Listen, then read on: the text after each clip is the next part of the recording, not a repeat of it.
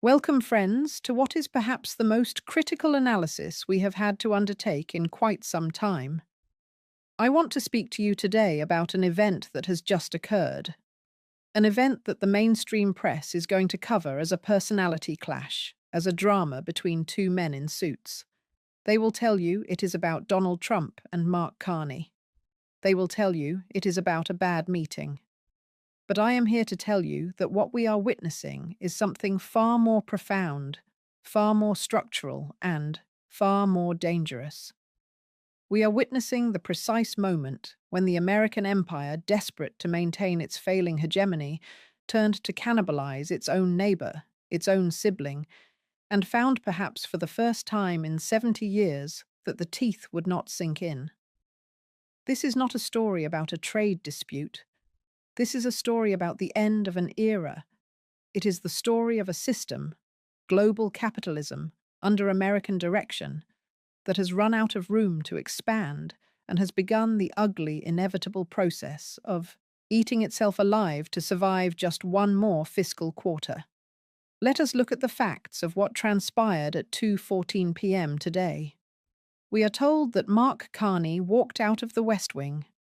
He did not engage in the theatrics that American politics has become addicted to. He did not play the game of the reality television star who currently occupies the Oval Office. He simply left. Now, why is this important? To understand this, you have to understand the history of the relationship between the United States and Canada. For decades, this relationship has been painted as a friendship, a partnership of equals. But any economist, any historian who looks at the flow of capital, the flow of resources, knows that this has never been a partnership. It has been a relationship of dependency.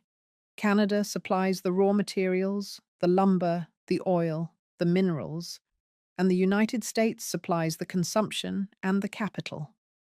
It is a classic core-periphery relationship, managed politely, managed quietly, but managed nonetheless for the benefit of American capital.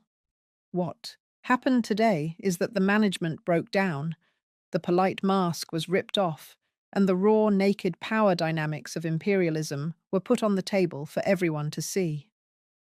We have reports of a document drafted by the Trump administration called the Northern Alignment Protocol. I want you to listen to that language. Alignment in the lexicon of empires. Alignment means submission.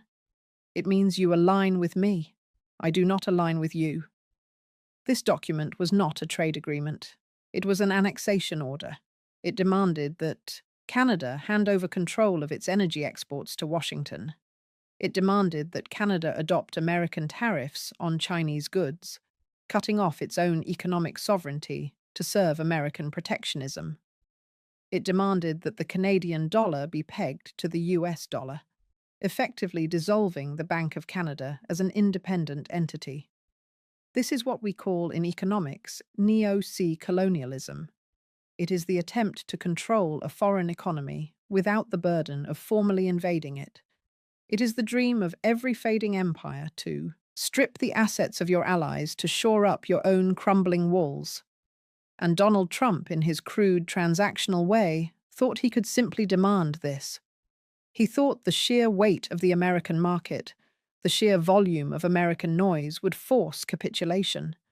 He was wrong. And why was he wrong? This is the crucial lesson for us today. He was wrong because the nature of power in the global capitalist system has shifted.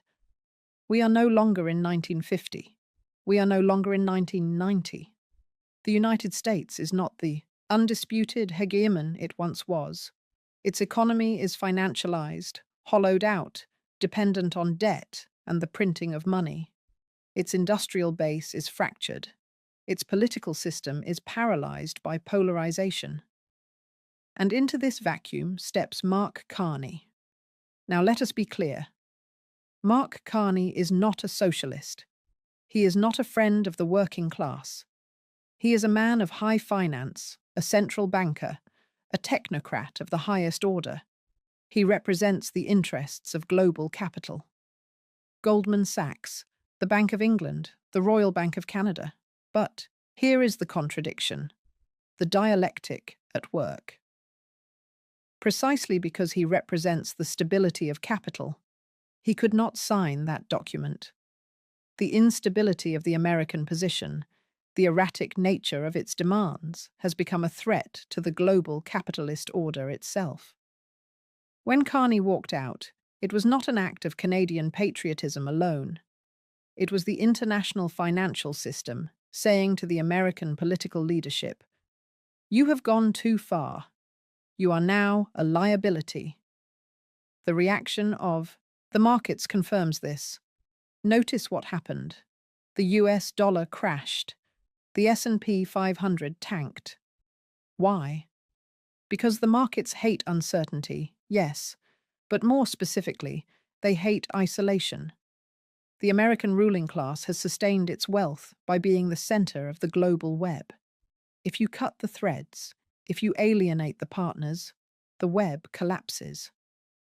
Trump thought he was threatening Canada. In reality, he was threatening the plumbing of the North American economy, and the markets knew it instantly. When Carney threatened the energy grid in New York, he wasn't making a military threat. He was stating an economic fact. The integration of these economies is so deep that you cannot tear them apart without causing catastrophic failure. The United States needs Canadian energy. It needs the stability of its northern border. By trying to turn a partner into a vassal, the Trump administration risked turning the lights off in its own financial capital. This is the irrationality of late-stage capitalism. It becomes so desperate for short-term wins, for the appearance of strength, that it engages in self-destructive behavior. It saws off the branch it is sitting on because it needs the wood to build a fire for the night. I want to take you deeper into the room where this happened. We are told Trump was shouting, listing grievances, bringing up the War of 1812. This is the theatre of the distracted mind. It is the behavior of a leader who has no material solutions to offer his people. So he offers them spectacles of conflict. He cannot fix the deindustrialization of the Midwest. He cannot fix the crumbling infrastructure. He cannot fix the massive inequality that plagues American society. So he invents an enemy. He points to Canada and says, "They are the reason you are suffering. They are the ones stealing your lumber jobs.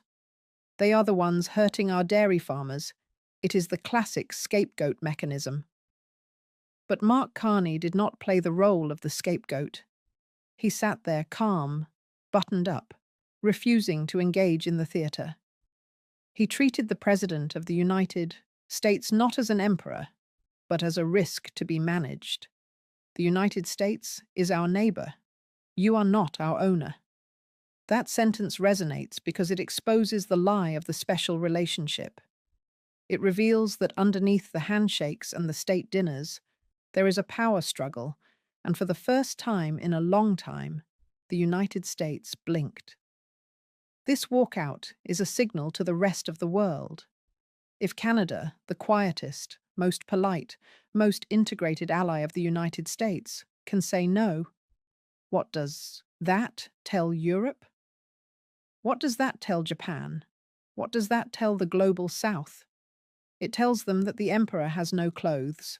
It tells them that the threat of American economic wrath is not what it used to be. The leverage is shifting. We are moving into a multi-polar world, a world where the United States can no longer dictate terms unilaterally. And this is terrifying for the American establishment. That is why the White House is trying to hide the economic data. That is why they are spinning this as a victory or a betrayal. They cannot admit the truth that they tried to bully a G7 nation and failed. They cannot admit that they handed a surrender treaty to a banker and he handed it back. Because if they admit that, they admit that the age of undisputed American dominance is over. We must also look at what this means for the working people of both countries. Make no mistake, while these elephants fight, it is the grass that gets trampled. A trade war. A currency crisis, the disruption of energy grids. Who pays the price for this? It is not Mark Carney with his millions. It is not Donald Trump in his golden tower. It is the auto worker in Ontario whose plant shuts down because of tariffs.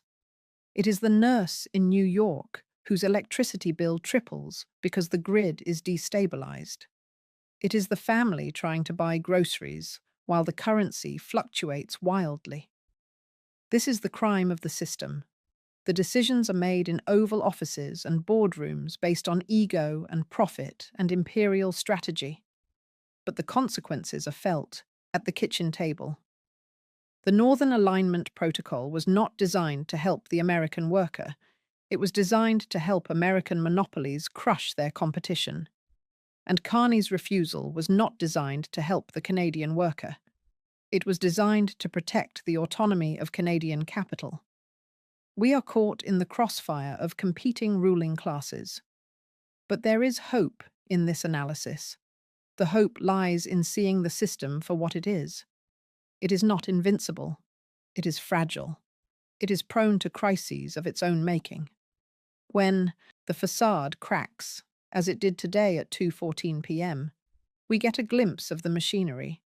We see that the power does not reside in the bluster of a president, but in the material flows of energy, goods, and labor. Carney said, "You will lose the energy grid in New York State by Friday." Think about that. The power is in the grid. The power is in the labor that built that grid and the resources that fuel it. The politicians and the bankers are merely the gatekeepers. If we understand this, we understand that we do not have to be spectators in their drama.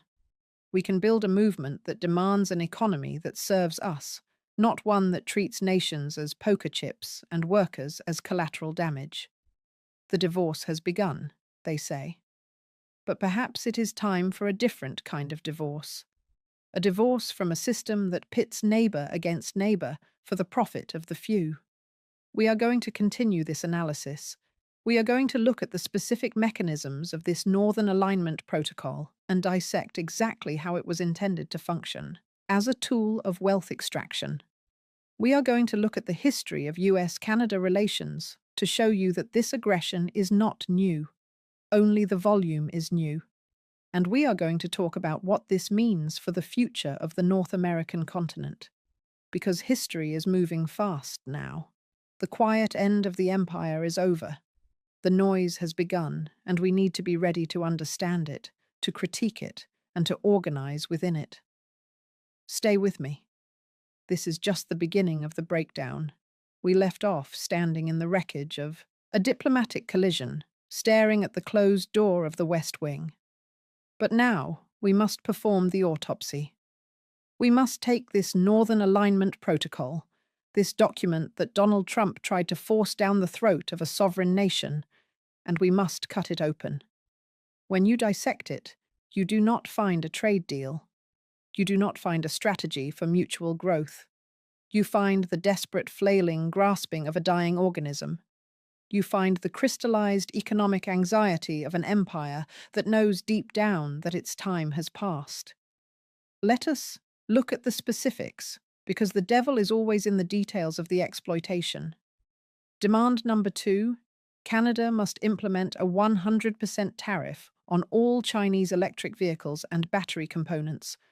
Understand what this is. This is not about national security.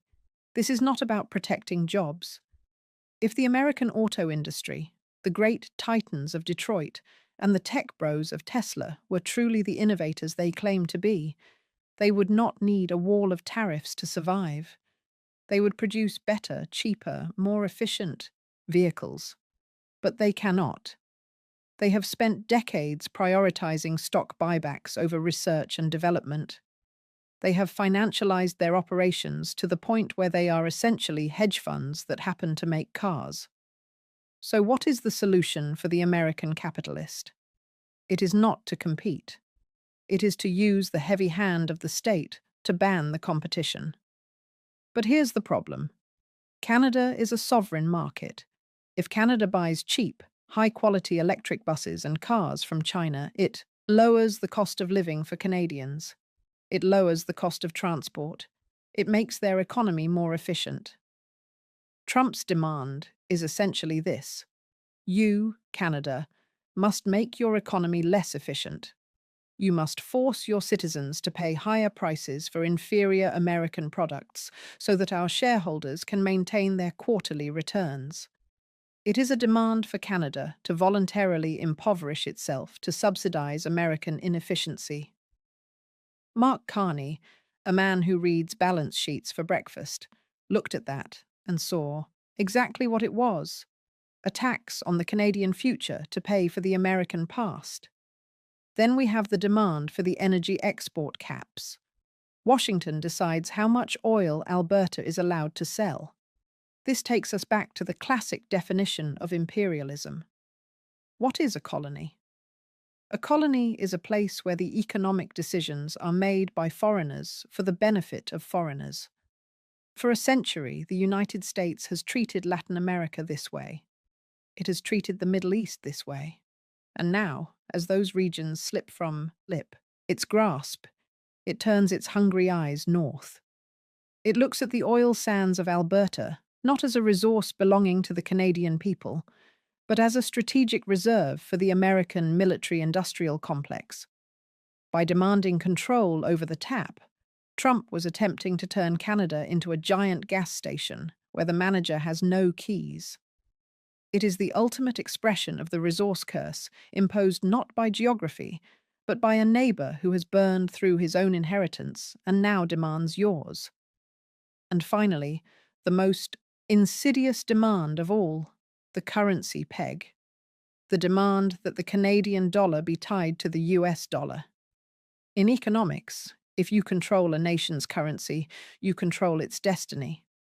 If the Canadian dollar is pegged, the Bank of Canada cannot lower interest rates to stimulate growth during a recession unless the US Federal Reserve does so first. It cannot devalue its currency to boost exports. It surrenders the primary tool of economic sovereignty. It effectively makes the Canadian Prime Minister a regional manager reporting to the chairman of the Federal Reserve. Trump thought he could demand this because he operates under the delusion that the US dollar is still the only game in town. He forgets that the BRICS nations are rising. He forgets that the euro exists. He forgets that the world is drowning in US debt and looking for a lifeboat, not an anchor. By rejecting this, Carney wasn't just saving the loonie, he was rejecting a ticket on the Titanic. Now we must zoom out. Why is this happening? Now? History teaches us that empires are most dangerous when they are in decline. When the British Empire began to crumble, it did not go gently, it lashed out. The United States is currently facing a crisis of profitability. Its domestic markets are saturated. Its population is tapped out, drowning in credit card debt and student loans. Real wages have stagnated for 50 years. There is no more blood to squeeze from the American stone, so capital must expand. It must find new markets to dominate, new resources to seize, new populations to extract value from. This Northern Alignment Protocol was an attempt to cannibalize the closest, friendliest economy available. It is the logic of the starving man who looks at his best friend and starts to see a meal. But this aggression has backfired in a spectacular historical fashion. By walking out, Carney has accelerated the very thing Trump feared, the end of American unipolarity in North America. We are now entering the era of the divorce. And like any divorce involving vast assets, it will be messy. We are already seeing the signs. The silence on the trading floors of Chicago and New York wasn't just shock. It was calculation. Capital is fluid. It has no flag. If the United States becomes a volatile, bullying, unpredictable partner, capital will flow elsewhere. We will see Canada pivot. It will be painful.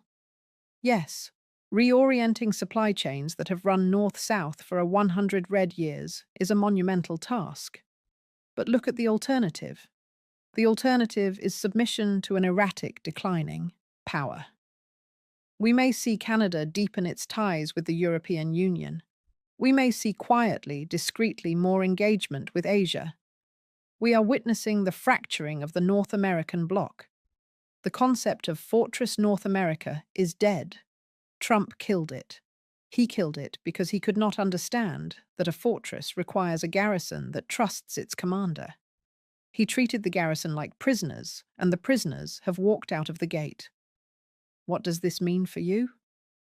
For the average person watching this trying to make rent, trying to buy groceries, it means volatility. It means that the cheap goods, the stable energy prices, the predictable economic cycles we took for granted are over. The ruling classes of these nations have broken the compact. They are now in open conflict. And when the elephants fight, the grass suffers. You will be told in the coming weeks to pick a side. The American media will tell you to hate the Canadians for cheating us. The Canadian media will tell you to hate the Americans for bullying us. Nationalism will be pumped into your veins like a drug to make you forget who the real enemy is. Do not fall for it. The American auto worker in Detroit has more in common with the Canadian auto worker in Windsor than he does with Donald Trump. The Canadian nurse in Toronto has more in common with the American teacher in Chicago than she does with Mark Carney. Both are victims of a system that prioritizes profit over human need. Both are pawns in a game played by billionaires who will never have to worry about the price of heating oil or the cost of a tomato. This divorce is a squabble between rival factions of the capitalist class. One faction, represented by Trump, wants a return to national protectionism, a closed garden where they can exploit their own workers without competition. The other faction, represented by Carney, wants to maintain the globalized neoliberal order where finance capital roams free. Neither of these factions cares about you. One wants to wall you in, the other wants to sell you out. So, where is the hope? The hope lies in the realization that the system is breaking. When the machinery of empire grinds to a halt, when the diplomatic protocols are incinerated, it creates an opening. It exposes the reality that these institutions are made by men and they can be unmade by men. The walkout of Mark Carney proves that resistance is possible. If a central banker can say no to the President of the United States because the deal is bad for business, then surely the working class can say no to the entire system because the deal is bad for humanity. We need a new protocol, not a Northern Alignment protocol, but a workers' alignment protocol. A protocol that aligns the interests of the working class across borders. That demands energy be a public utility, not a geopolitical weapon. That demands technology be shared for the common good, not hoarded behind tariff walls. That demands a currency that serves the people, not the speculators. The era of the polite, quiet American empire is over. The noise has begun. The screaming on the stock exchange floor is the sound of the old world dying. Do not fear the noise. Listen to it. Analyze it. Understand that it is the sound of weakness, not strength. And in that weakness, let us find our own strength own. Let us build a solidarity that does not stop at the border, a movement that does not bow to the folder on the desk. The divorce is final. The custody of the continent is up for grabs. Let us make sure it does not go to the Trumps or the Carneys, but to the people who built it. Thank you for joining me in this analysis. The history books we'll record today is the end of a chapter. It is up to us to write the next one. I am Richard Wolff, and this is the reality the White House tried to hide. Good night, and let us get to